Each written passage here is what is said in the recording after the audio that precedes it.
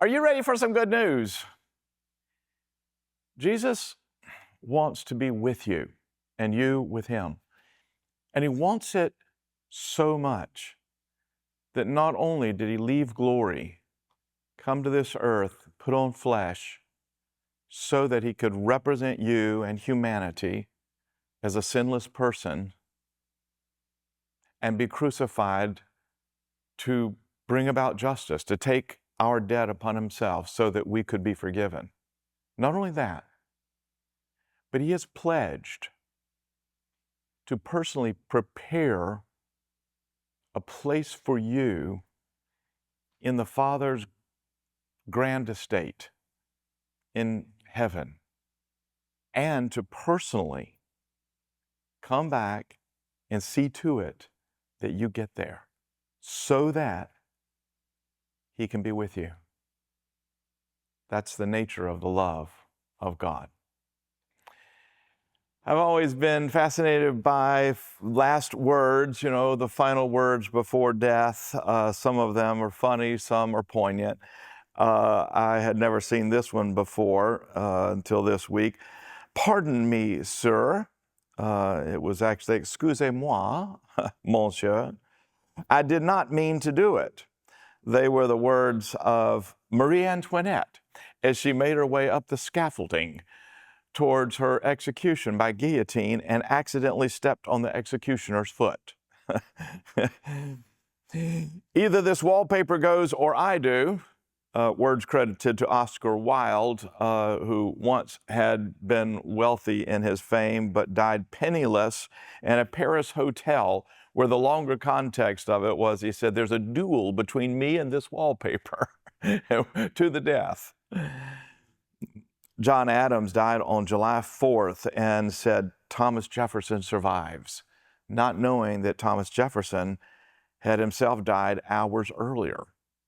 Stan Laurel of Laurel and Hardy comedy fame, last words, I'd rather be skiing. The nurse who was attending to him responded that she didn't know he even skied.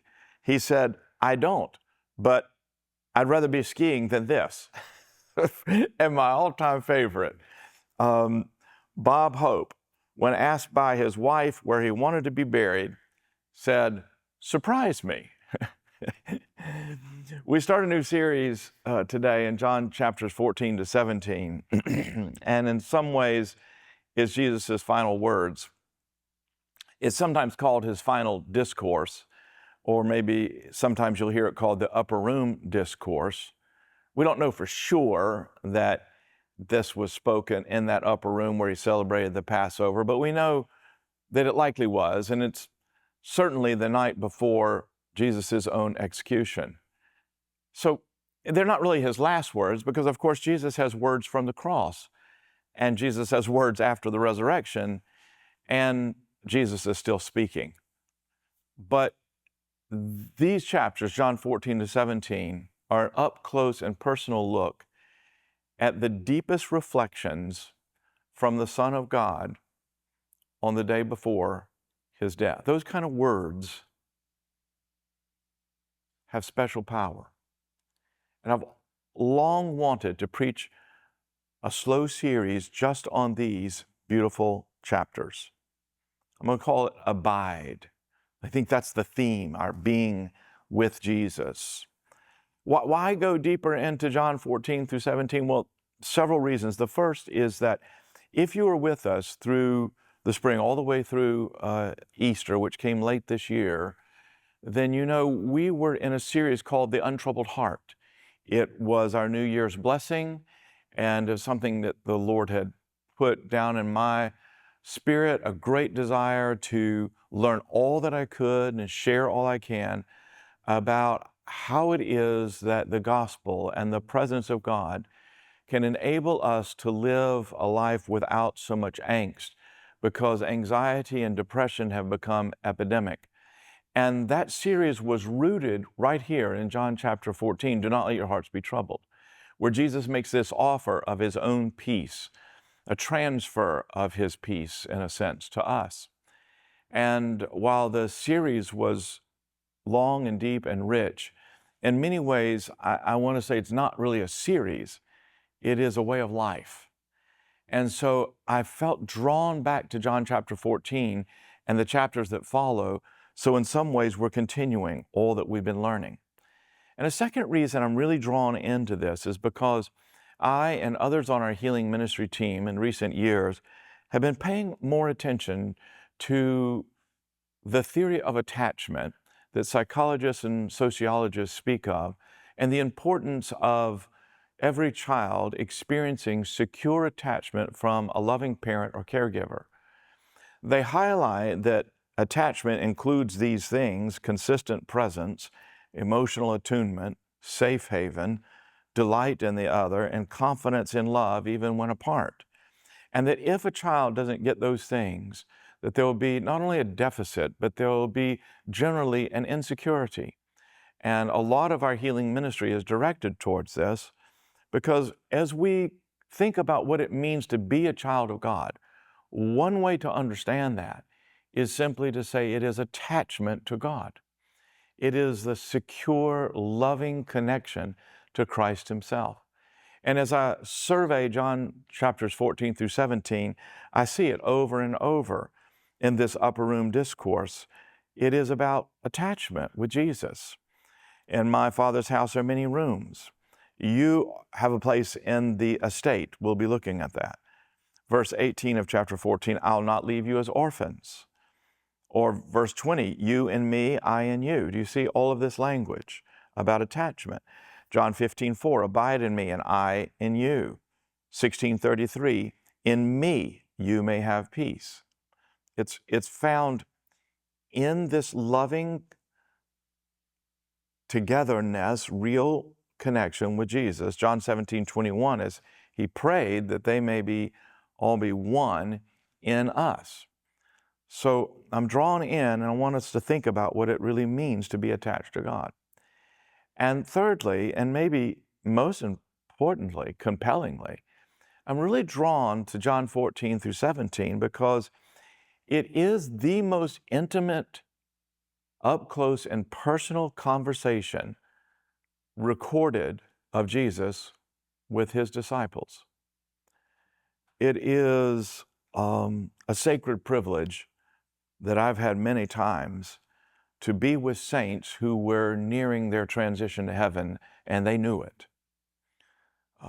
Sometimes people slowly drift out of consciousness and spend their final days in that where they're not really communicating. But sometimes people are aware that heaven is very near and that they're going soon, and yet they have all of their mental faculties. And when that happens, the veil between heaven and earth grows very thin, and there's something that's absolutely holy about it. I was thinking about a church leader and patriarch named Dale Kistler, who died many years ago. And Dale, some of you knew this old saint, was a very kind, a very gentle, demeanored man who had a very beautiful and quiet love for God and for people. But as Dale knew that heaven was very near for him, and yet he was of absolute sound mind, he began meeting with people, and I was able to observe some of it and see some of his interaction with his own family. And in a sense, it was like person after person that came, anyone who had the privilege to get a few moments with him in the closing days or hours. And I got to have a visit with him and hold his hand and look in his eyes. And it has something to do with the fact that at this point in one's life, at the end of life, all triviality and superficiality are gone. And what's left is only the essence of what really matters. And it's also that sense of the thinness between heaven and earth and the nearness of heaven. But whatever mystical means, in those moments, it was like Dale could see as clearly as he'd ever seen in his life. And for me, he blessed me, and prophesied over my future and gave me sound advice about several difficult church matters we were facing. Everyone who met with him came out as if they were glowing, as if they'd been in the presence of God, like there was some portal of heavenly revelation that was taking place. I think of that, and I think of John 14 through 17. Jesus was never trivial or distracted, but he also lived a life, a human life. There were times he was just celebrating with friends at a party. There were times he was taking naps in a boat. There were all kinds of moments in his life, but this is Jesus's time of knowing his death is the next day. And these chapters give you the most beautiful and powerful up-close look at what's most on the Messiah's heart. These words are worth studying. So let's just dive in and start with these first few verses. Let not your hearts be troubled. John 14 starts. Let not your heart. It means that you do have some agency in this. You do have some choice in the matter. It's not just an exhortation, it's an invitation, because inside of every command of Jesus, there is also a promise. If he says to a lame man, take up your mat and walk, then inside of the command is the power for the carrying out of the command. Let not your hearts be troubled. This is Jesus saying it is possible for you to live with an untroubled heart. And he's going to show you how and give you the grace for that and help you into it and give you the power for it. It's fascinating. I noticed this week that the word, let not your hearts, is actually in the singular, let not your heart. He is speaking almost as the collective heart of the people of God to all the disciples. Don't let you as a spiritual community, don't let yourselves become disheartened. Dale Bruner, one of my favorite commentators of the New Testament, beautifully paraphrases this as he reflects about how Jesus has just in the previous chapter acknowledged some really troubling things, that Peter would deny him, that Jesus would depart from them, and that one of them would betray him. Dale Bruner paraphrases this verse beautifully as if to say, Jesus saying, I know all these hard realities are understandably very depressing to you, but please don't let your heart be too troubled. You cannot trust your colleagues completely, and if you're wise, you cannot even trust yourselves completely, but remember the living God in whom you can trust completely, and remember me too, and trustworthiness in me. Don't give up. Don't be disheartened. This is remarkable leadership from Jesus. I really pause here to think about how in chapter 13 he tells them plainly troublesome things, but then he presents himself in what in leadership terms we call as a non-anxious presence. He doesn't gloss over or candy coat the real difficulties that they're facing. He is acknowledging and saying it's understandable that you would feel troubled when I talk to you about I'm going to be departing from you or that somebody's going to betray me. I understand these things could be very troubling. So in a very real way, what he's doing, and this is what all great leaders do, is they are with people. They're connected enough. They connect before they correct.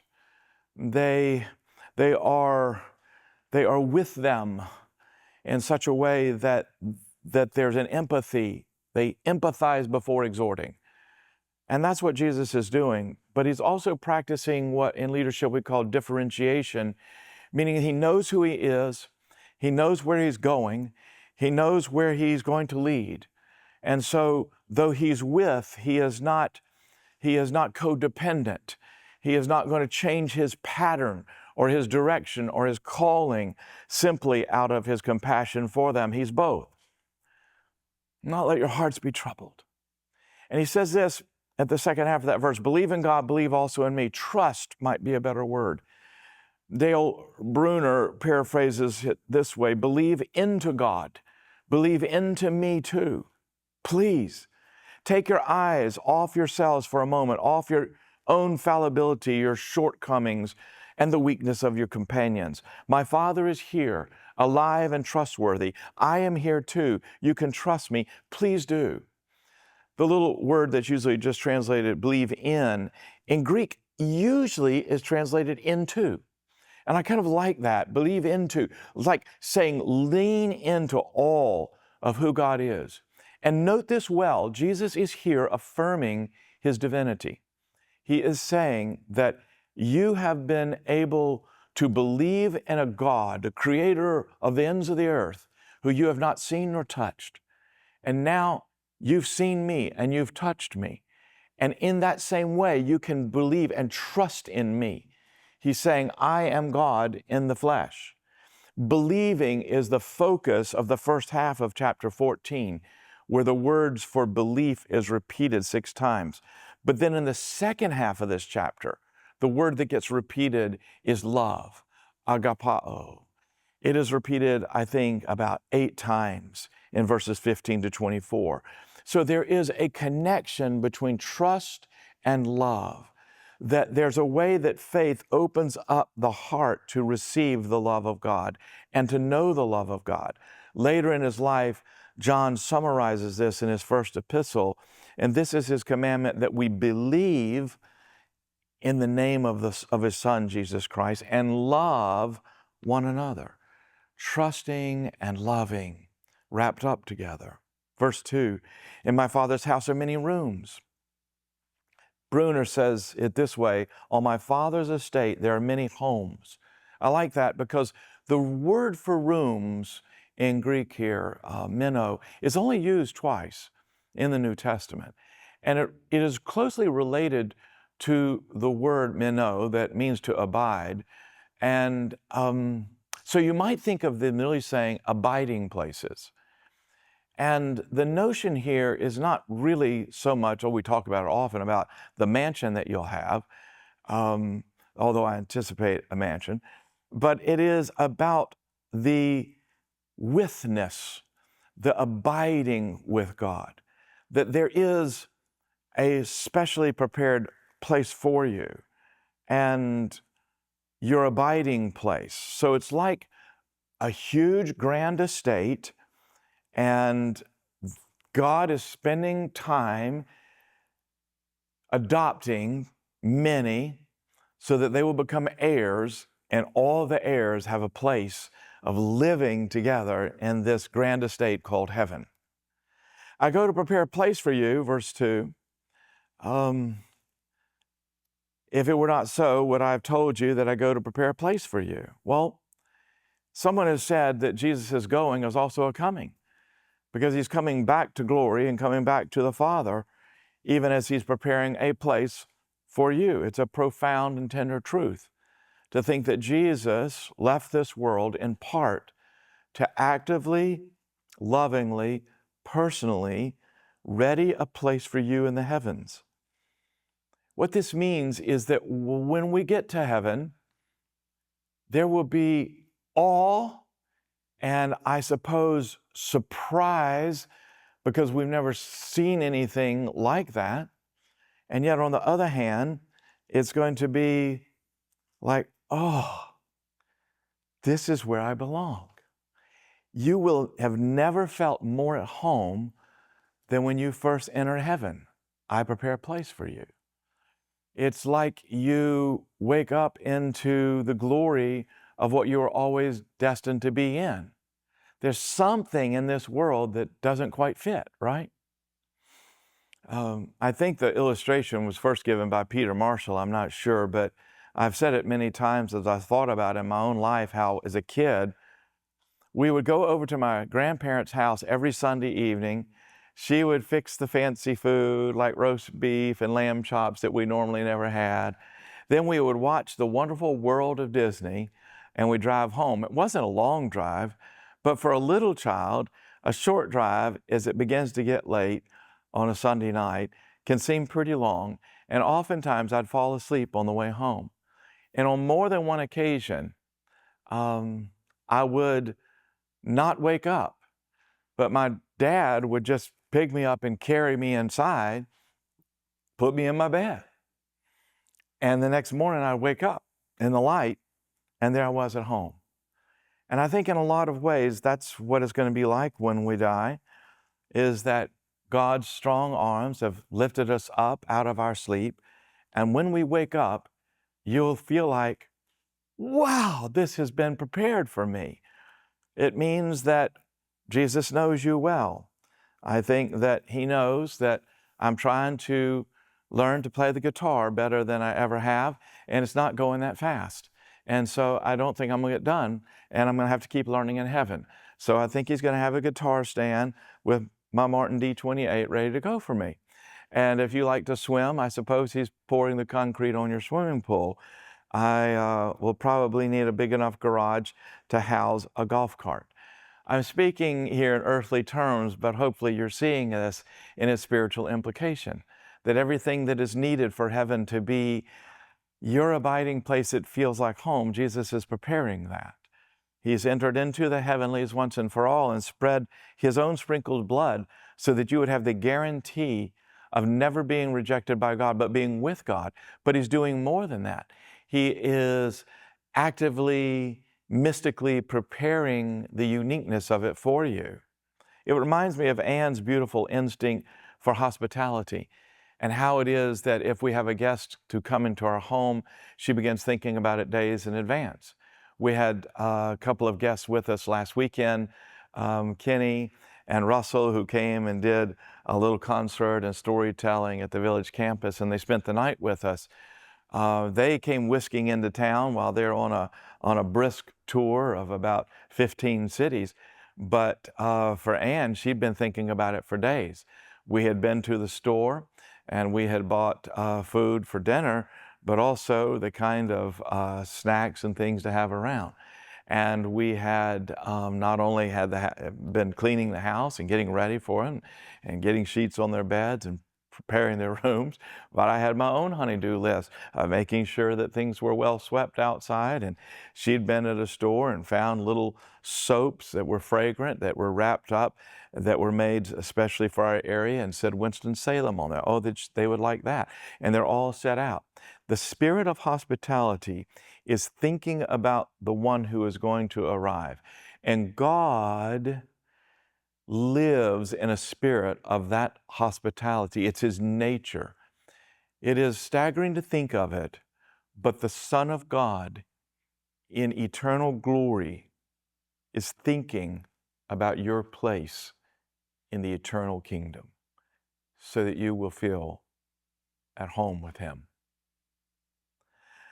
And if I go and prepare a place for you, verse 3, I will come again. If you can believe that Jesus is preparing for you, then if you can believe that, then you can believe he'll come back. Because why would he go to all the trouble to make such elaborate preparation if he did not intend to come back and assure that you would be there with him? There's a difference between someone offering, yeah, you could stay at our place, versus personally escorting them and transporting them. It's one thing to say, yeah, you're welcome to visit. It's another to say, I'm going to come get you myself. When Bennett was in college in Texas, oftentimes he would make a flight back and forth to come back home for fall break or family celebrations, whatnot. But at the end of the school year, when he had to pack up everything and then come back home, really come back home for the summer, I would fly out to Waco, Texas, and help him get everything loaded up and drive back on the long drive with him to bring him home. We're not going to find our own way to heaven, but he comes back. And I think that his coming here could be understood in three ways. The first is that he's going to come to them after the resurrection. Like in John 14:19, yet a little while and the world will see me no more, but you will see me. I think maybe he's talking about you'll see me raised from the dead.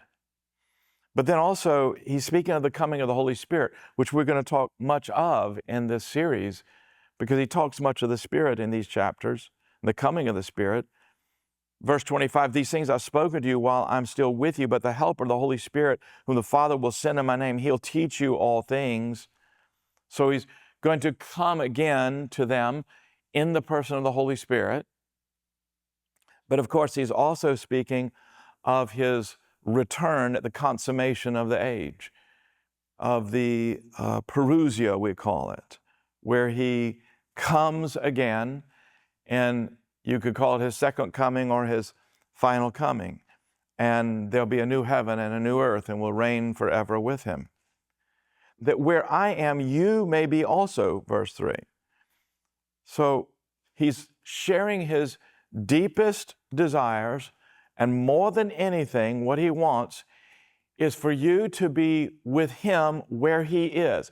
Wherever he is, that's where he wants you. What I'm saying is that you're getting a look here in this final discourse of Jesus, in these tender words, a look of the most visceral yearning of the Son of God. And it is for his disciples, for his friends, to be with him. Now, we're treading into deep mysteries here, but this is the very nature of God's heart. It is a way that God feels. It is to say what he desires and what he wills, and that is to be with you, to be with his people. That's what he wants. This week is a very special week in our family's life because it's our annual beach trip with the extended family on Ann's side.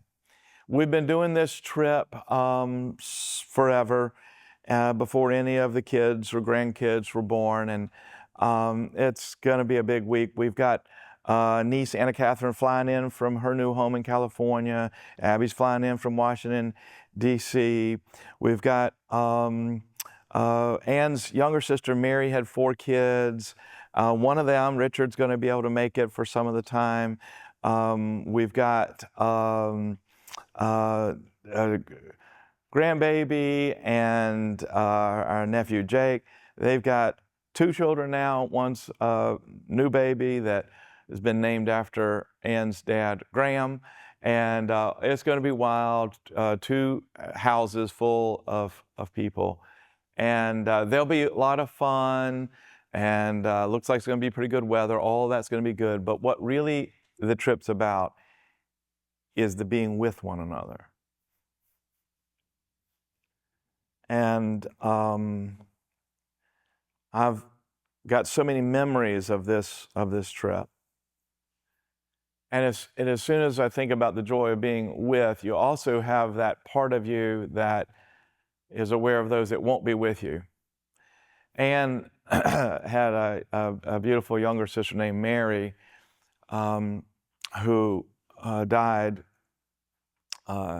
young, when her 4 children were young. And while Mary was alive, and they'd come on the beach trip, she and Joe and the kids, one year. And when you got 4 little kids, and that's your life, she was a great mom. But you look forward to that beach trip, just adult interaction and a little bit of help with the kids. And a couple of the kids got really sick that week, and it just ended up being the best thing. They just had to go home early.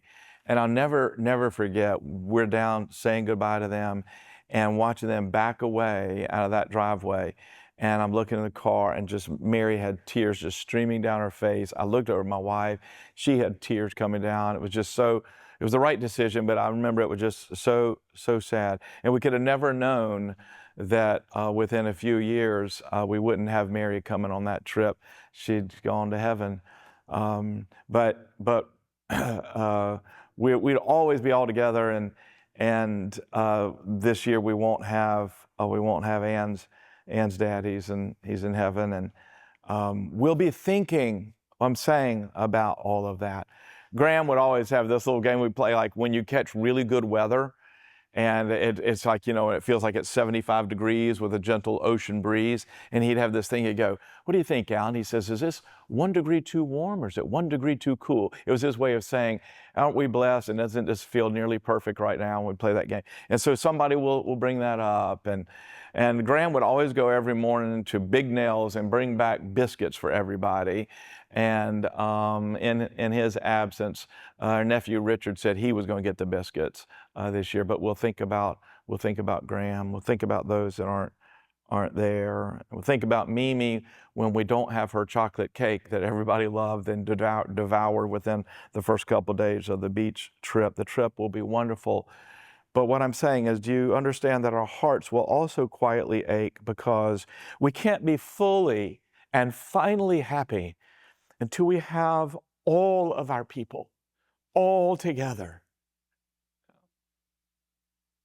That's the beach trip we really want. What I think you're seeing in this upper room discourse is that this is the heart of Jesus. He's saying, I want you to be where I am. This is the most important thing. What he is primarily wanting to say to them in his last and most beautiful and deep conversation with them is, it's not so much about, I care what you do for me. It's not even so much about your grand mission in the world. Oh, that's important. It's not about any of those things. It's about being with you forever. And I don't want you to worry about this, because the whole plan of the Father and the whole pledge that I'm making to you is that though you're not going to see me for a little while, you will see me resurrected, and then the Holy Spirit will come, and you'll know when the Spirit is speaking to you that it is I that's speaking to you, but I'm with you spiritually. But you also need to know that I'm going to come back, and I'm going to guarantee that you'll be with me where I am in eternal glory, because in my Father's estate, there are many abiding places, and every adopted child of God is an heir, and there is going to be a specially prepared place just for you. And I'm guaranteeing that to you with my life and death and resurrection, and I'm giving you my word on this. And what I want you to see as my own heart is that I want nothing more than to be with you, to be connected with you, to be attached with you now and forevermore. Abide is what I've called this sermon series, because that's really what God cares about most. We're going to learn a lot of other matters that are on Jesus' heart, but this is where it starts and this is where it stays, is that he wants you with him where he is. So, the family beach trip, I could say, is not the same without Granddaddy and Mimi and Mary. But it's also now filling up with Mia and Maddie and little Graham and spouses that weren't there at one time. And you could envision a time to come where we got everybody. And if you could envision what that would be like, now you've come very close to understanding heaven, and you've come very close to understanding the heart of Jesus. His invitation is not for you to do for him, but to be with him. It's what he wants the most. And it's possible because of his death and resurrection and glory. And that's the gospel.